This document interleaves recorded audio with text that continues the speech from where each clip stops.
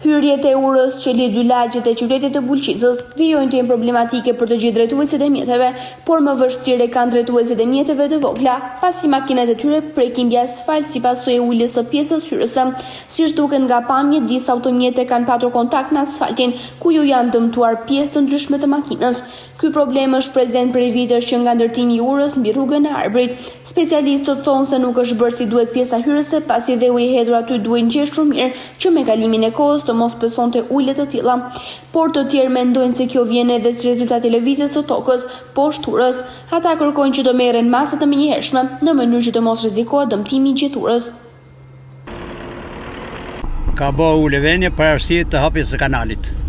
Ulja thellësisë kanalit ka bërë tërheqjen e tokës mes dy qyteteve. Dhe kjo rrugë do shkoj edhe më keq. Këtu vetëm gjeologjia. Një gjeolog dhe një marksheder, dy atëherë nuk ka punë me hap kanale, me hap atje. Sa më shumë të hapësh kanalin është më keq të shish thellësinë.